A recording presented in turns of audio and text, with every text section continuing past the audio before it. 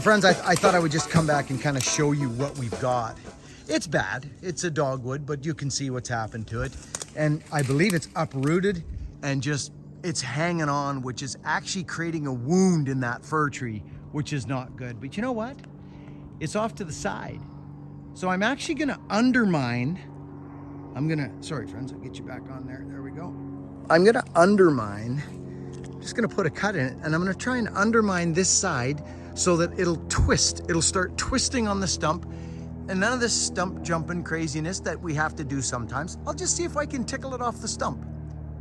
So I'll put you guys back and you can kind of watch this happen. So friends, I'll put you guys like this so that maybe you can actually see the rolling action.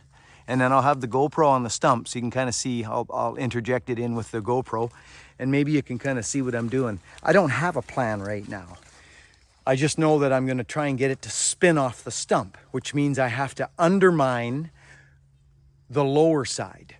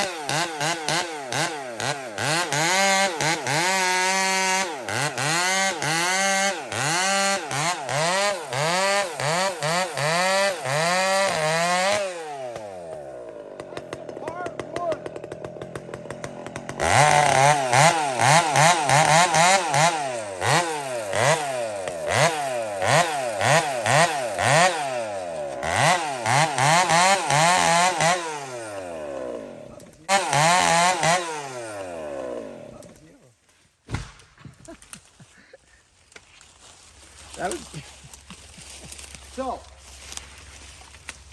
friends, I want you to understand, this is beautiful, beautiful firewood. Isn't that neat? Wow. Yeah. It goes right through. Oh yeah, and that is nice wood. Like that'll make beautiful. That is hard, friends. Dead dogwood. I'll buck one up. That muffler's wicked. It's loud, I know, but this is part of the R&D. So I'll buck that off the trail for you. Do you want this bucked up as well? Oh, sure. Okay. So we can leave this for the wildlife, or I can just nip this off. So Donnie Walker, very nice, my friend. I did a little tickling this morning, Donnie. You know, that's not hurting anything sitting there. It's kind of nice, actually. I'm actually going to leave that unless you don't want to stare at that. I like it. Let's leave it for the birds. She's dead dogwood.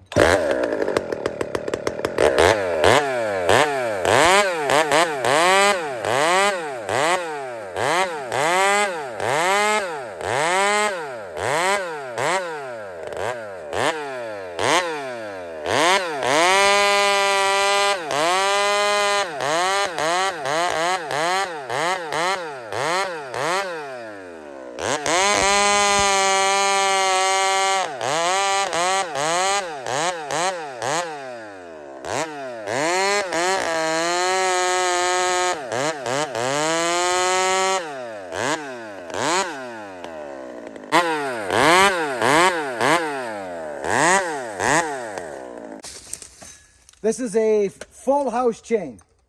Donnie, your saw's cutting nice.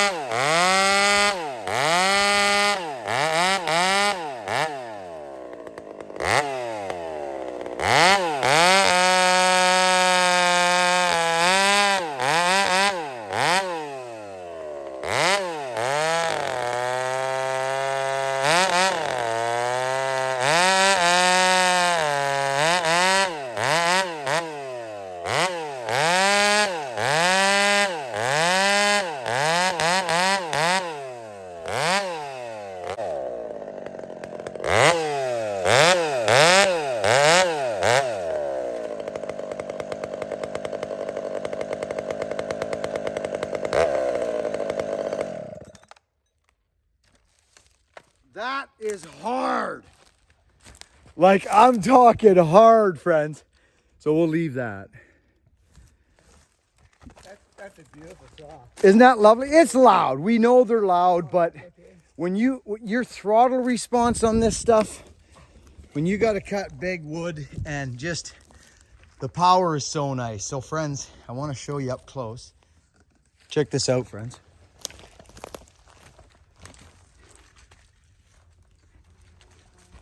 Look at, it's Dogwood. Check out the freaking, what do you call it? What's that? The wood database, friends. Check out the wood database on Dogwood, Pacific Dogwood. When it turns to stone. That saw's got to be just right. Oh, Not bad. That sounds beautiful. Not bad. The chain. You got to have your chain just deadly on that stuff. Yeah. All right. Well, I like it. Cool. Okay, friends, we're off to the next one. We'll show you the difference, how fast the freaking fur cuts other than this. Same chain, going over there now. You got that? Yeah. Good man.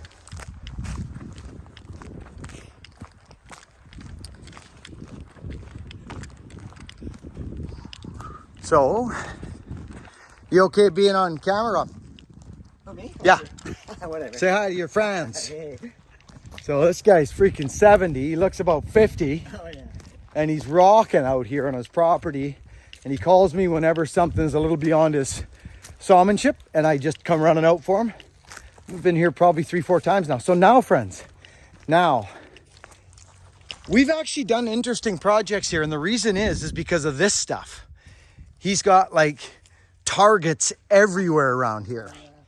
Now, here's the tree. There's 2 trees actually. The first one will be nothing.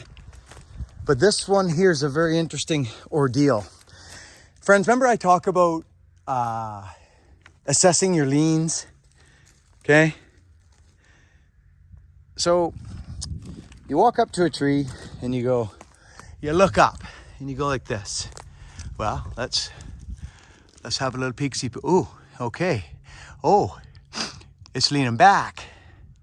So what's on it for counterbalance? Well, all the bones, or I'm standing on the low side of the tree right now. We've talked about that a lot. So the high side of the tree would be probably here. Now I just scooted over three paces, and now I'm on the high side of the tree. See? There we go. And yes, it could roll through there, but there ain't no place for it to go. We'd have to probably cut another and fight it through. So I got no problem, friends. No problem. And this is what you got here. He told me, actually I guessed it. I said, was that tree, I asked him if it was alive or dead, because it looks dead, doesn't it? He said there was a beautiful crown on it. That's root rot. And he said it cleaned up about 18, 20 inches up the stump. He said it was sound. That is root rot here. That's what root rot does. And it's here big time. So this is our first little specimen. I'm just gonna go in and just go to work, friends. It's nothing crazy, it's just a bit of falling. But this as well, friends, this tree's leaning back. Hard, actually. We didn't even look at this one. Yeah. Look at it, friends. Oh, yeah. It's actually leaning back. Oh, yeah. So in the bush, I would either bang it over or I would prop it up on a wedge and tag it with this one here, because we're shooting in here, friends. So you've seen me do this tons. I could literally, oh yeah, same deal here. But this won't be too bad. This won't be too bad. I'll be able to prop this up and shoot it in. You want it in that hole there? Okay.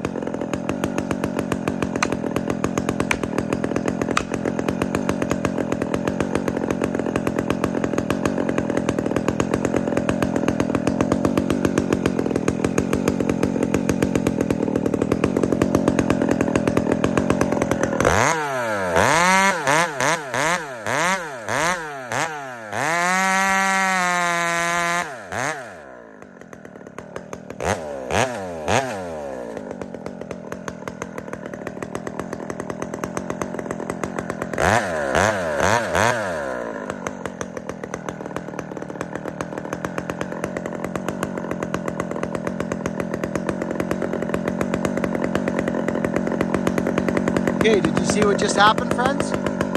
I think you did. You saw it. And it's standing there with about 1.5 inches of Holdenwood all the way across the stump. Now, if it wasn't leaning back, we all know what would be happening right now. The tree would be leaving. It would be leaving. We know this.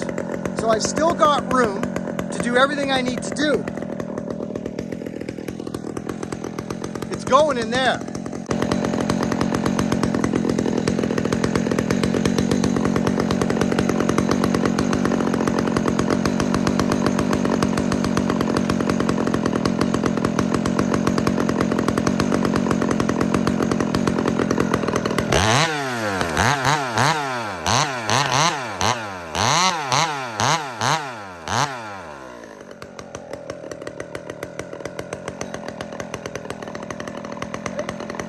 Still got room for everything.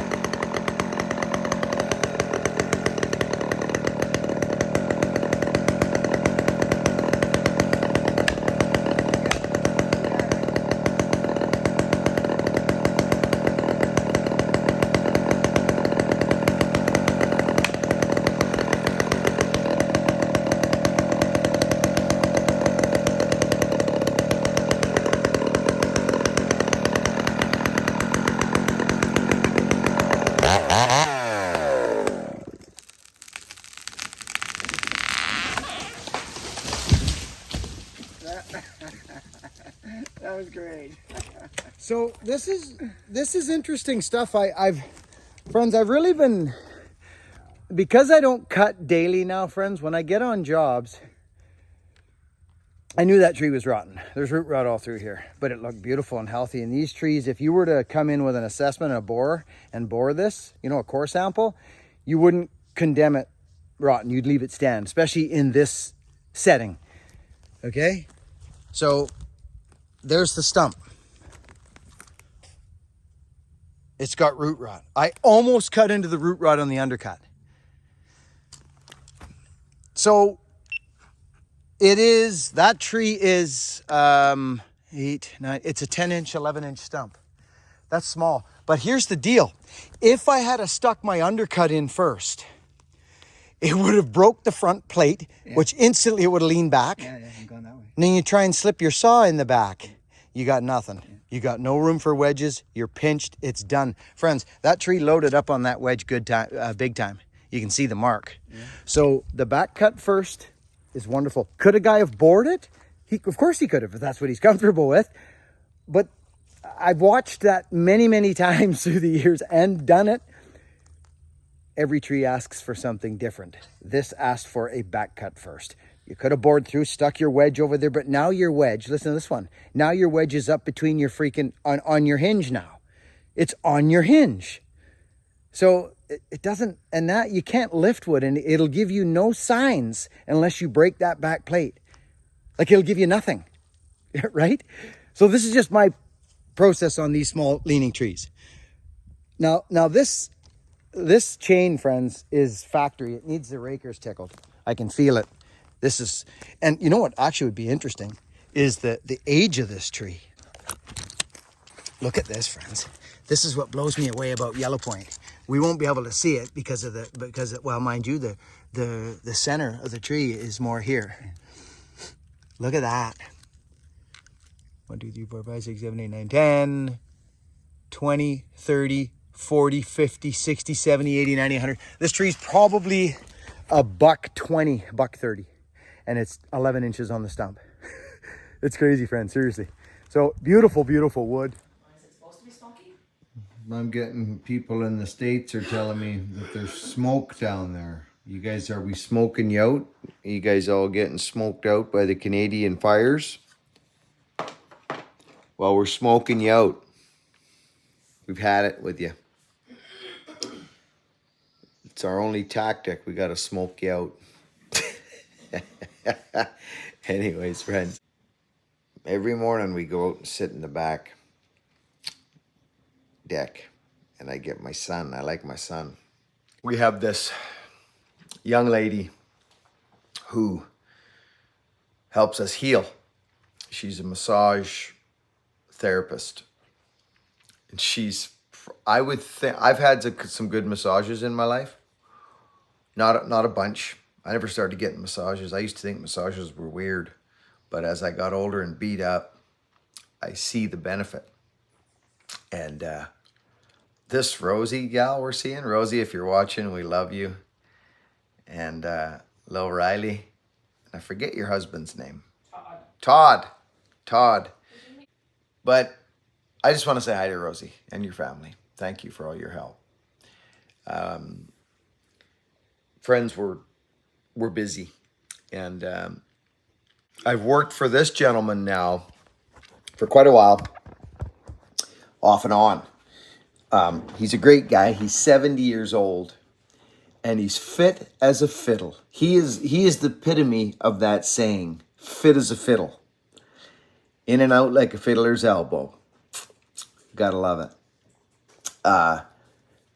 Just thanks for watching, friends. I'm looking at my work much differently now than I used to look at my work. My work was get it done, get money, right?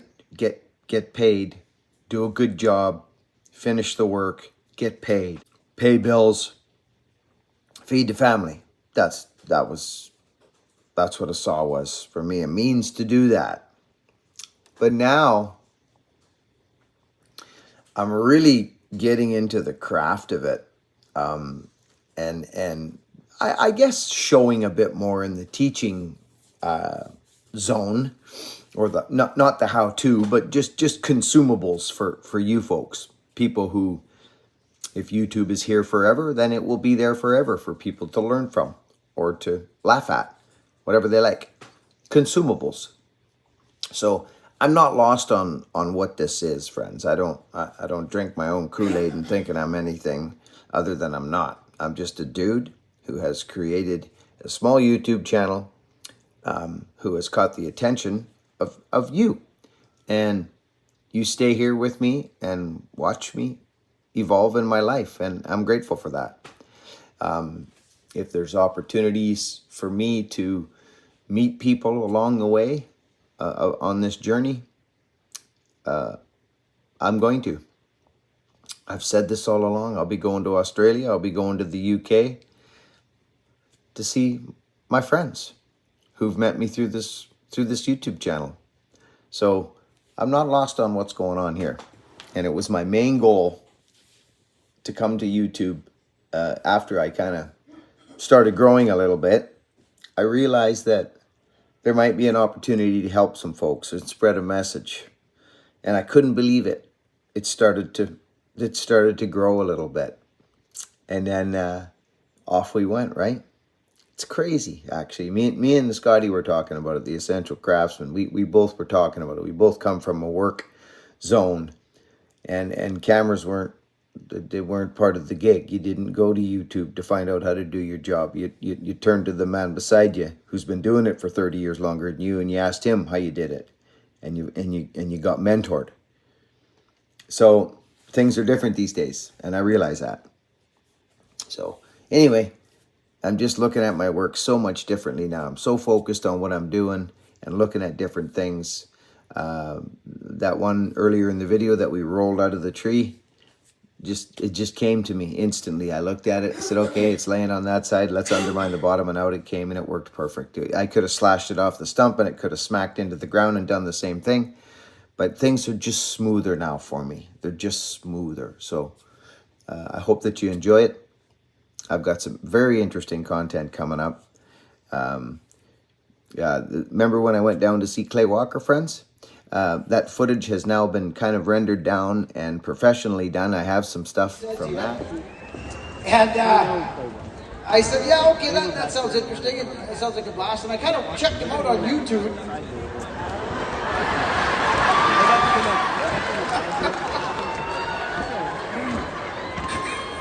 You didn't know what you were getting into, did you, buddy? He's good looking. He's real good looking.